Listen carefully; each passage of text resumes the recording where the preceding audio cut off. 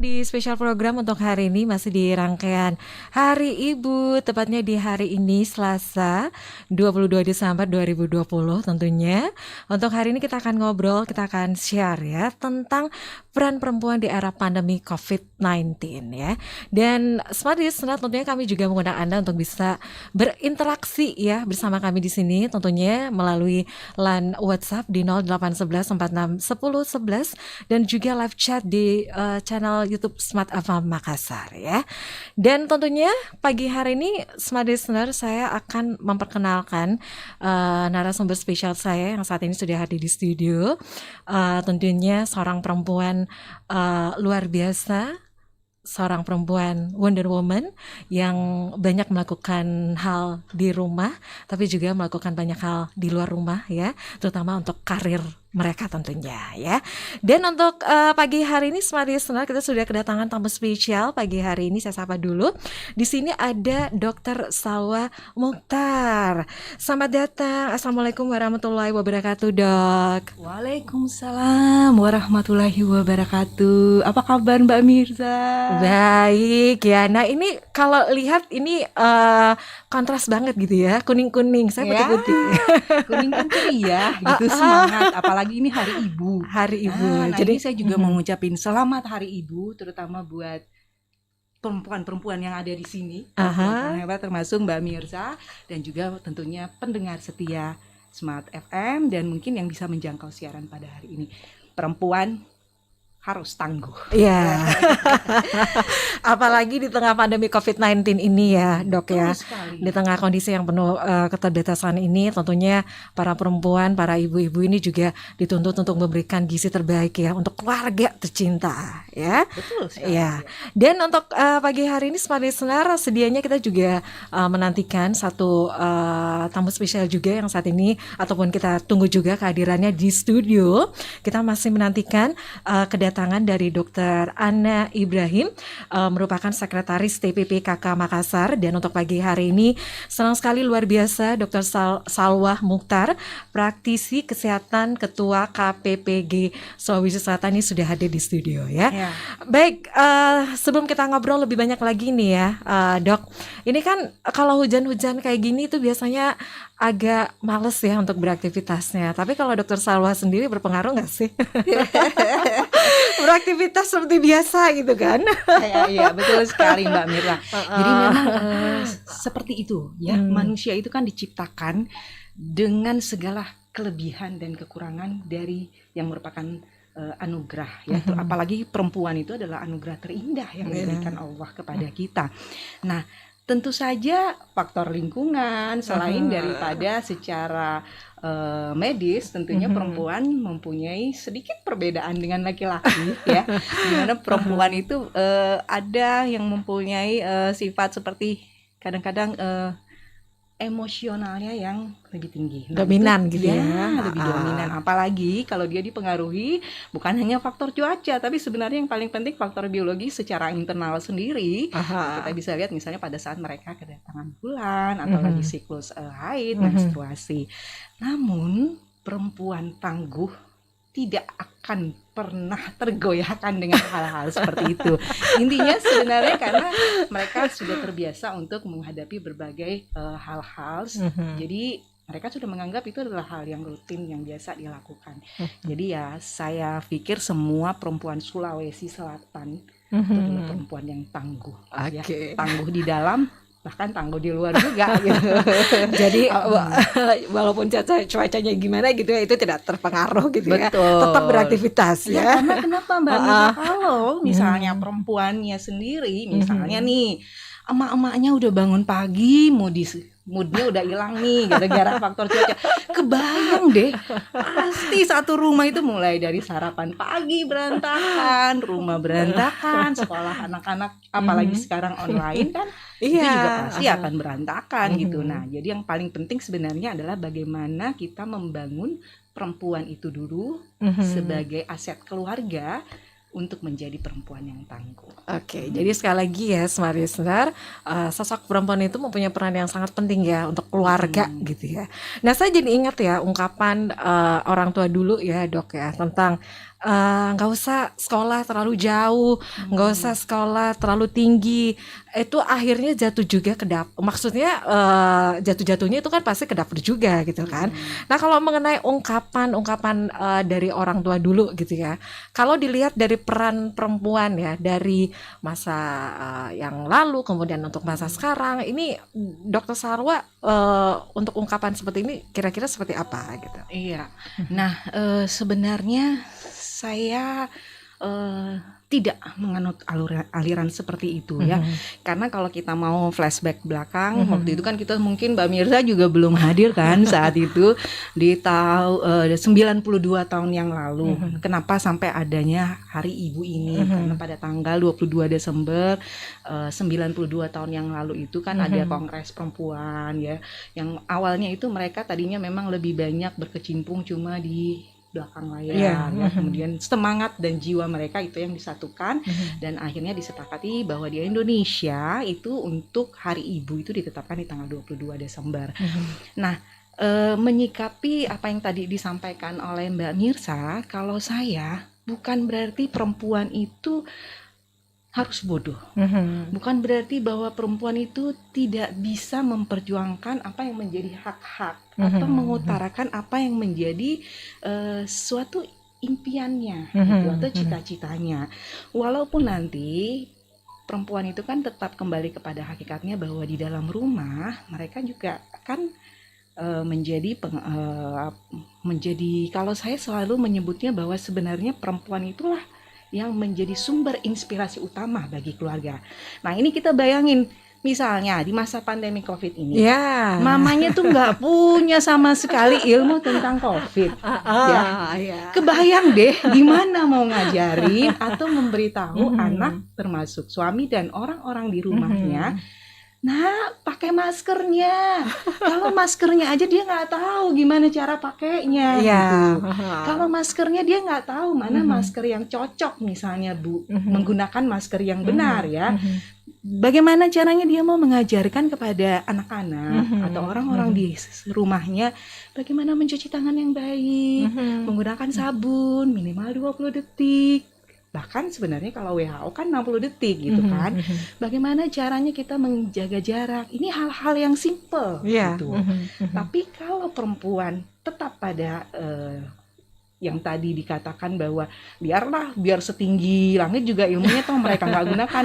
Saya pikir itu sama sekali tidak benar, karena ilmu apapun yang mereka bisa serap itu mereka akan terapkan dan implementasikan dimulai dari dalam rumah atau keluarganya sendiri, karena kita tahu bahwa keluarga itu kan unit terkecil masyarakat. Bayangin Mbak Mirza kalau semua ibu-ibu, emak-emak, perempuan itu sudah punya ilmu itu, COVID ini bisa insya Allah segera kita cegah. Oke. Secara umum atau dalam artian ya sama pandemi COVID-19, Dok, berartinya peran ibu ini bertambah gitu ya sama pandemi COVID-19 ini dong. Iyalah, karena begini, peran utama ibu aja itu kan tadi misalnya menyiapin makanan, misalnya makanan anak-anak ya untuk suaminya, itu mereka sudah harus punya satu basic atau dasar bagaimana membuat makanan yang sehat dan bergizi. Apalagi ini masa COVID gitu. Kemudian tambahan lain, karena anak-anak sekarang belajarnya online secara daring mama-mama yang paling rempong gitu. Karena mereka harus menyiapkan dan membantu membimbing anak-anak gitu, bagaimana bisa proses online itu belajar. Apalagi kan kalau online lebih banyak diberikan materi, kemudian pengerjaan tugas dan lain-lain. Saya pikir ibu itu, perempuan itu adalah inisiator, motivator sebagai kan madrasah. Jadi madrasah di rumah kita gitu.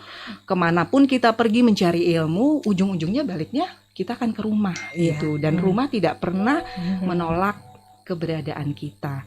Nah, saya malah bilang bahwa sangat penting perempuan itu harus maju.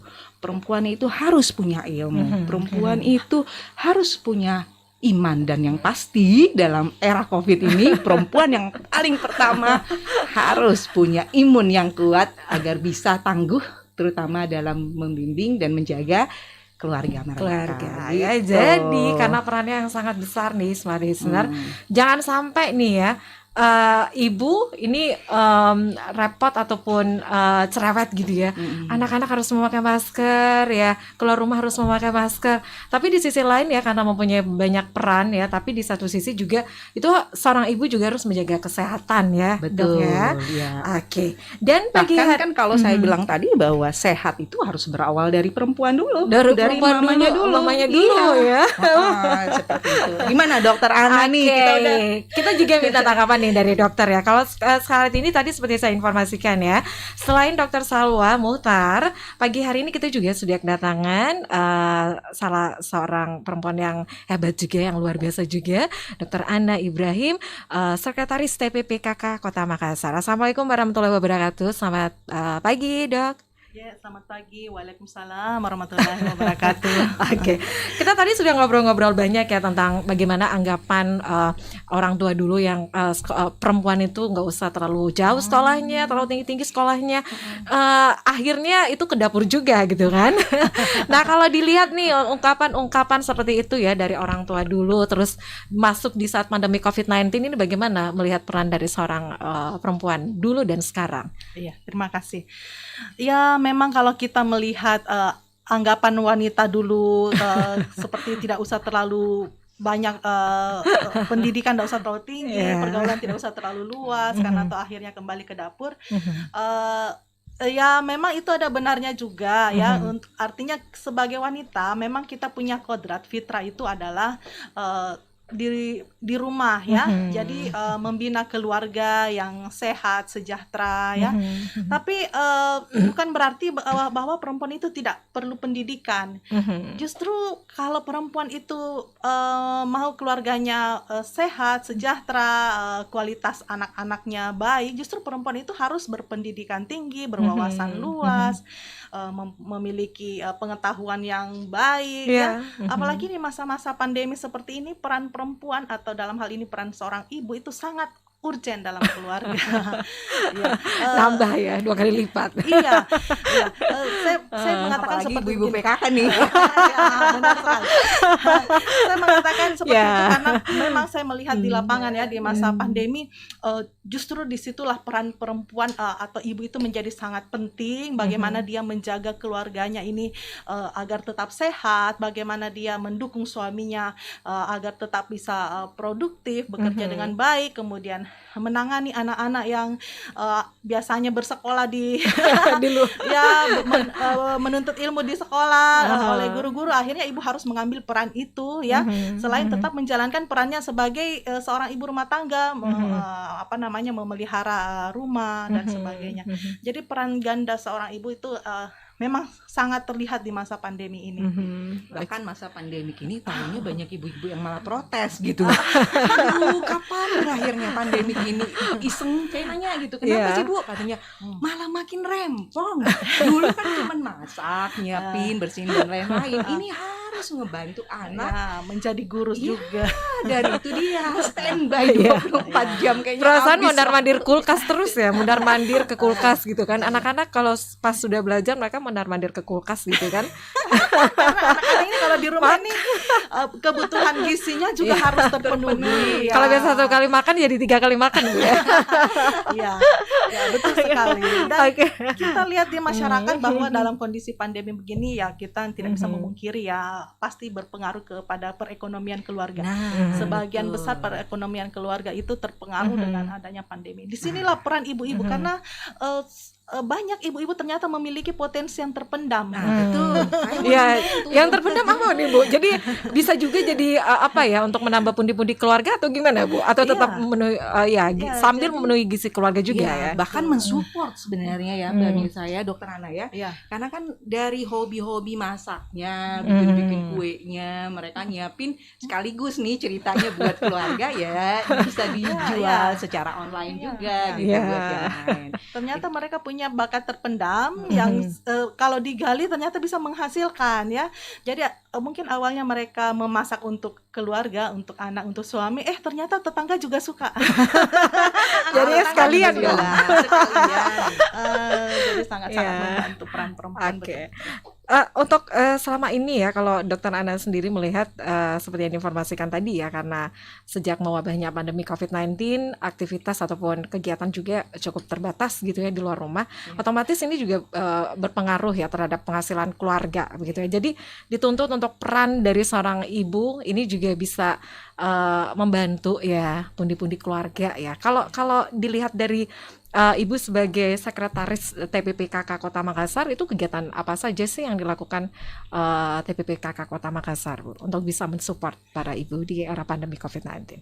Ya, jadi memang kita PKK itu adalah satu organisasi yang mengakar sampai ke bawah ya. Mungkin satu-satunya organisasi yang memiliki kader sampai ke tingkat-tingkat RT ya dan merata, alhamdulillah.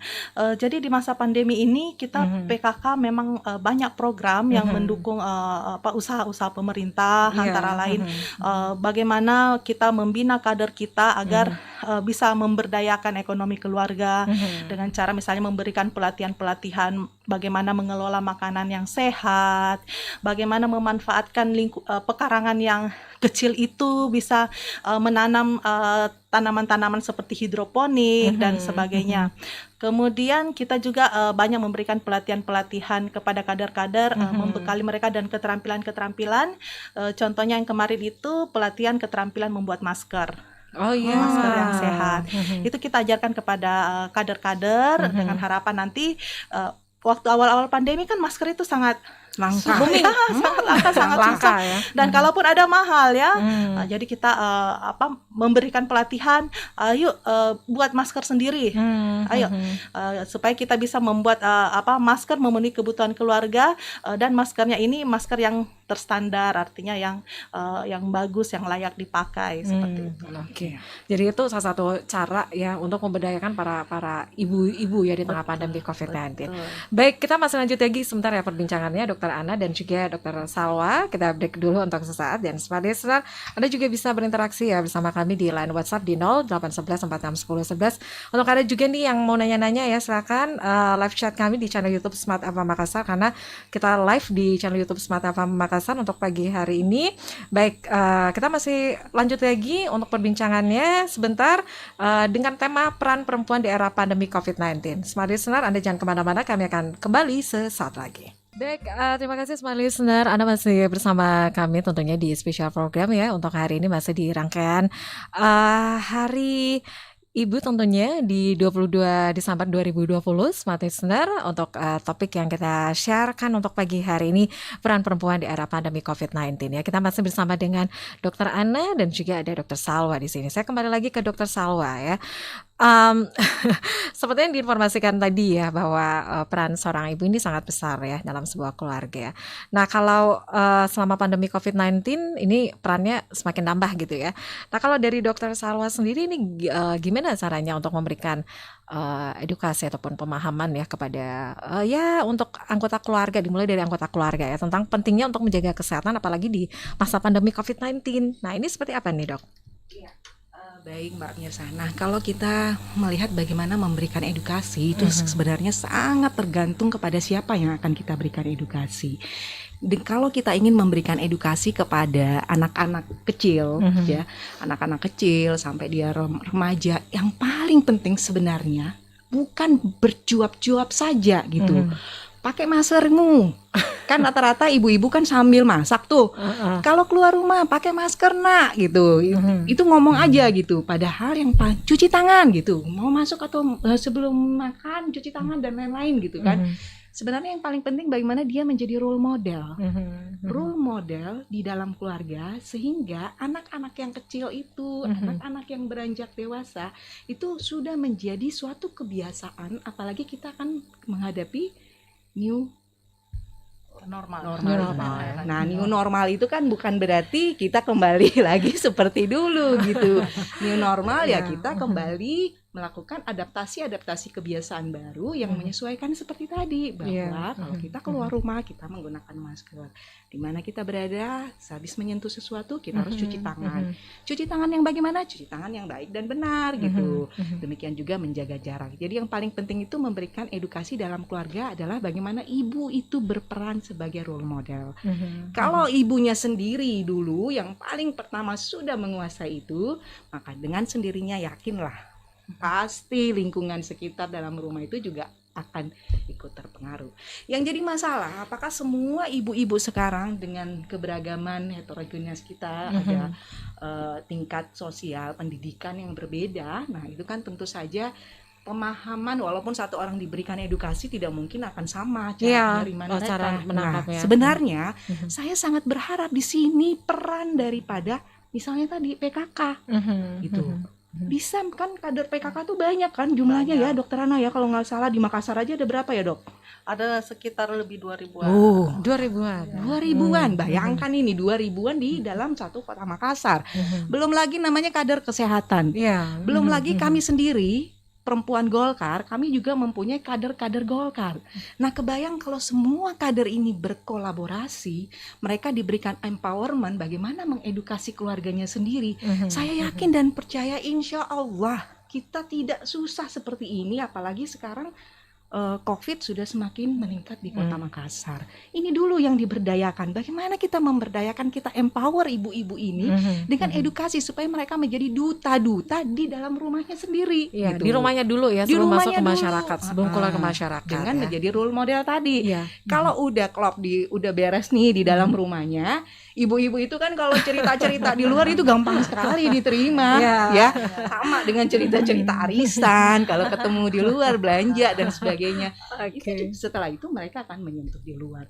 Jadi insya Allah bagaimana kita memberdayakan perempuan secara optimal dengan tadi memberikan mereka empowerment, bagaimana cara berkomunikasi yang baik, bagaimana ilmu-ilmu yang 3M terutama itu mereka betul-betul menguasainya. Dan yang paling penting ya tentunya itu mereka juga harus punya ilmu bagaimana perempuan itu bisa membuat atau mengolah makanan yang bergizi, sehat dan bergizi. Tidak perlu mahal ya. Tidak selalu mahal. Kebiasaan biasanya sih maunya praktis, mesan-mesan aja gitu kan. Tapi kalaupun harus dipesan ya itu tadi juga ada protokol kesehatan yang harus mereka penuhi sebelum makanan itu masuk dalam rumah ya. Apalagi di tengah pandemi COVID-19 ya untuk saat ini. Saya kira untuk kondisi ekonomi setiap keluarga itu berbeda gitu ya, karena kondisi keuangan yang terbatas begitu kan, kita juga ingin menghidangkan makanan yang bergizi untuk keluarga. Nah ini peran dari seorang ibu juga nih. Betul. Ini berbagi pengalaman gitu ya. Apalagi kalau seorang wanita karir gitu kan, pengennya yang praktis tapi tetap memenuhi gizi juga gitu kan. Oke, saya ke Dokter Salwa dulu atau ke Dokter Ana nih yang mau berbagi sharing pengalaman nih. Ibu PKK dulu. PKK dulu, nah silakan. Iya, terima kasih. Jadi kami di sini sebagai tim penggerak PKK memang banyak sekali turun ke masyarakat, ke kader-kader PKK itu mensosialisasikan pentingnya penyediaan makanan yang sehat bergizi bagi keluarga. Tidak harus mahal, tapi kalau diolah dengan hati, saya selalu katakan mengolah makanan dengan hati itu hasilnya bagaimanapun akan terasa enak bagi anggota keluarga. Yang penting misalnya sayurnya itu yang segar ya, ikannya itu artinya ya masih yang segar, dimasak itu akan sangat bagus bergizi buat anak-anak. Untuk ibu-ibu yang aktif bekerja ya memang tidak bisa dipungkiri ya, karena kita sulit sekali membagi waktu. Bagaimana yang praktis main nyemplung-nyemplung saja kan? Iya betul sekali, itu nggak bisa dihindari apalagi masa-masa seperti ini. Bukan curhat ya. Tapi ya alhamdulillah ya di saat-saat sekarang ini banyak sekali media yang sangat membantu ya. Ada grup-grup WhatsApp ya, media-media online di mana kita bisa terbantu dengan memesan makanan ya. Walaupun itu selalu kita sosialisasikan bahwa pesanlah makanan yang sehat bergizi, yang tidak mengandung pengawet dan sebagainya. Itu ibu memang harus memiliki basic ya, ilmu mengenai makanan yang sehat itu seperti apa.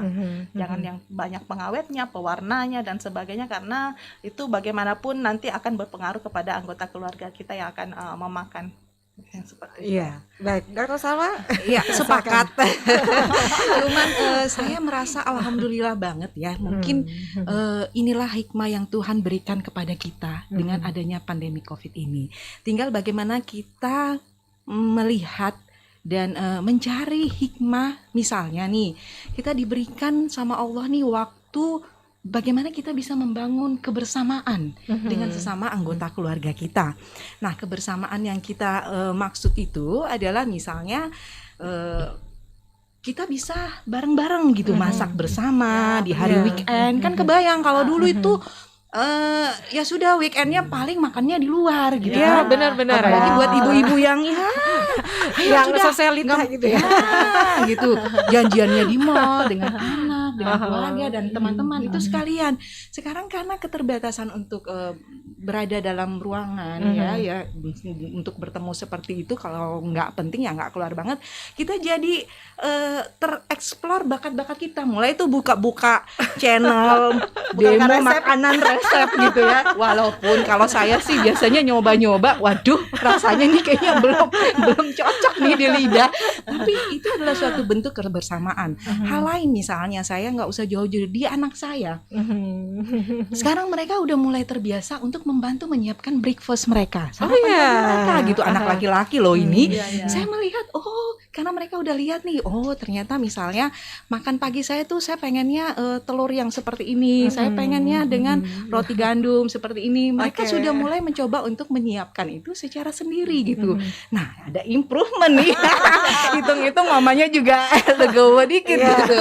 Nah, Bisa agak bebas sedikit gitu ya. Jadi intinya bahwa kalau kita juga tidak bisa memaksakan semua perempuan, apalagi yang memang memainkan peran ganda tadi untuk selalu setiap saat ada di rumah, selalu menyiapkan makanan dengan seperti itu, paling tidak dia menularkan ilmu-ilmu itu kepada anaknya. Itu tadi saya bilang. Tapi menularkan itu tadi jangan hanya dengan cuap-cuap, tapi menjadilah role model bagi anak-anak. Mana makanan-makanan yang sehat mereka harusnya sudah bisa tahu sejak dari rumah, dan kalau bisa ya mereka menyiapkan, mungkin ibunya ya mungkin membuat waktu-waktu sendiri gitu, misalnya itu tadi hari Minggu kita bikin masakan ini bareng-bareng gitu, karena kan dalam satu rumah sendiri juga gitu. Dokter Fana mungkin masih ada yang disampaikan? Silakan. Jadi memang di sini peran ibu sebagai, seperti yang dikatakan Dokter Salwa, sebagai role model ya. Saya juga punya pengalaman di rumah memasak, akhirnya anak saya itu jadi ikut-ikutan masak ya. Kita merawat tanaman, akhirnya dia juga ikut-ikutan, bahkan akhirnya dia jadi lebih semangat merawat tanaman daripada kita. Sampai tanaman itu disiram berapa kali, Mamanya yang senang ya. walaupun hujan disiram. Itu tanaman Bu. Kalau ikan juga kan? Ikan jadi hobi juga kan? Ini pengalaman pribadi nih semua kayaknya ya. Akhirnya ternyata dengan kita banyak di rumah melakukan aktivitas di rumah itu menular kepada anak-anak ya. Ya kita ketahui memang anak-anak itu ya seperti spon ya, dia bisa menyerap apa saja yang ada di lingkungan dia, yang dia lihat, yang dia dengar, dia cepat menyerap. Jadi kalau kita di rumah memberikan contoh-contoh kebiasaan-kebiasaan yang baik ya, insya Allah akan menular kepada anggota keluarga kita, terutama anak-anak yang ada di rumah. Jadi manfaat yang bisa kita rasakan ya selama masa pandemi COVID-19 ini meningkatkan bonding dan kedekatan emosional ya dengan anak gitu ya, terutama dengan keluarga ya. Oke. Dan ya Smart Listener, kami masih menantikan Anda juga untuk bisa berinteraksi bersama kami di pagi hari ini. Untuk Anda yang ingin mengirimkan pertanyaan ya tentang peran perempuan di era pandemi COVID-19, mungkin Anda juga ingin share ya, ingin mengucapkan juga selamat Hari Ibu untuk hari ini juga boleh ya, boleh banget. Mungkin Dokter Salwa, dokter Anda juga mau mengucapkan selamat Hari Ibu untuk perempuan-perempuan yang ada di Makassar ini, perempuan-perempuan luar biasa yang ada di luar sana gitu kan. Hujan-hujan begini tapi tetap berjuang gitu, semangat untuk memenuhi kebutuhan anggota keluarga gitu kan. Baik, saya kembali lagi ke Dokter Salwa nih. Dok, kalau kita lihat ya saat ini sebenarnya untuk metode ataupun penyajian hidangan ya yang bergizi untuk keluarga itu bagaimana sih untuk bisa memenuhi asupan gizi untuk keluarga gitu kan? Iya. Nah, mungkin ada yang kita perlu luruskan bahwa orang sering menganggap bahwa makanan sehat dan bergizi pasti mahal. Tidak. Karena sebenarnya sehat dan bergizi itu harus kita melihat dari sisi kuantitas dan kualitasnya. Ya, jangan sampai ada satu makanan yang bergizi, kita anggap bergizi nih, tempe misalnya atau tahu. Itu kita makan saban hari terus tempe tahu. Nah, dari sisi selera saja kan pasti anak-anak dan suami juga sudah tidak punya sense gitu untuk mencicipi makanan itu ya. Kebayang bosan gitu. Nah, sebenarnya tempenya digoreng, besok dimasak gitu. Sebenarnya kita bisa membuat, apalagi kalau makanannya itu digoreng-goreng aja terus gitu kan. Jadi satu menu gorengan melulu gitu.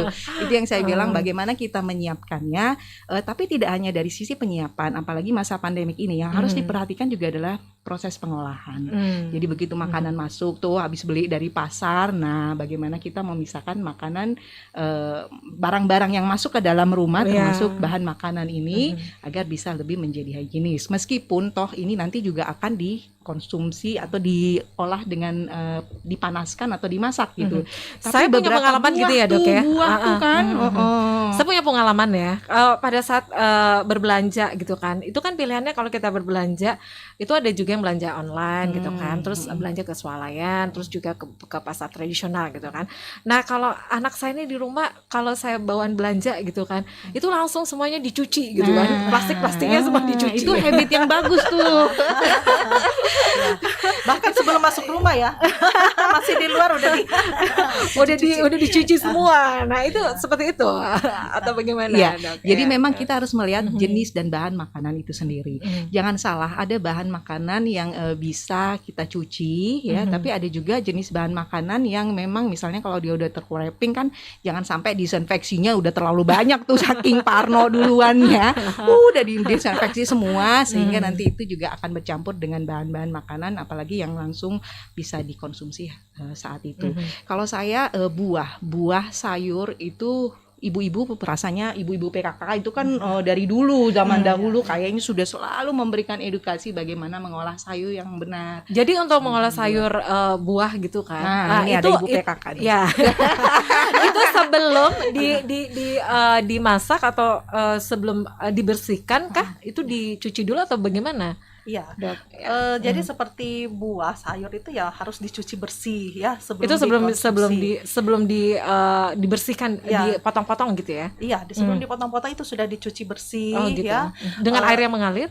Iya, dengan air yang mengalir. Karena apalagi kalau seperti buah ya, kita nggak masak setelah dicuci bersih dan yakin ini sudah layak untuk dikonsumsi, biasanya langsung dikupas ya.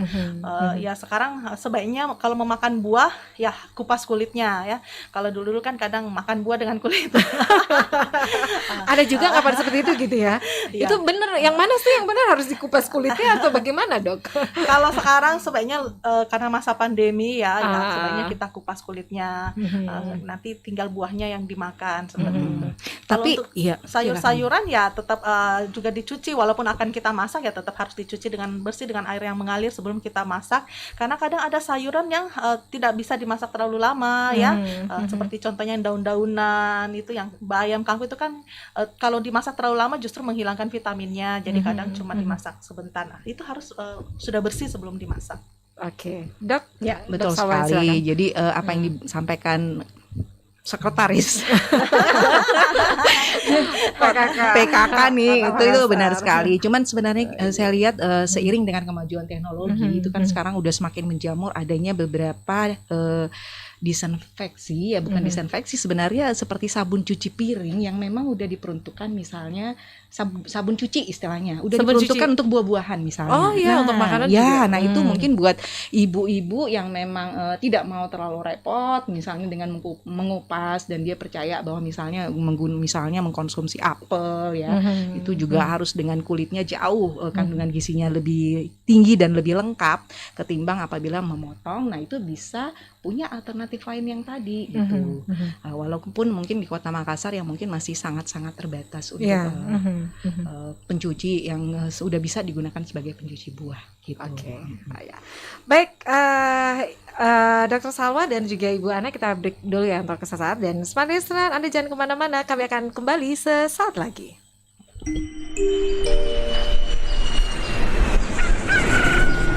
Ya, terima kasih Smart Listener, kita sampai di sesi yang terakhir ya. Untuk pagi hari ini masih di rangkaian Hari Ibu tentunya, peran perempuan di era pandemi COVID-19. Tadi kita sudah ngobrol banyak ya, ternyata peran seorang ibu ini sangat penting ya, sangat luar biasa ya. Apalagi di tengah pandemi COVID-19 ini untuk memenuhi kebutuhan gizi untuk semua anggota keluarga. Jadi seorang ibu tuh harus kreatif ya. Baik, saya kembali lagi nih ke Bu Ana ya. Bu Ana, kalau melihat kondisi ya seperti saat ini sebagai peran sebagai sekretaris TPPKK Kota Makassar nih, kegiatannya untuk para ibu, untuk para perempuan-perempuan yang ada di Makassar ini apa-apa saja sih yang saat ini sedang menjadi fokus dari TPPKK Kota Makassar?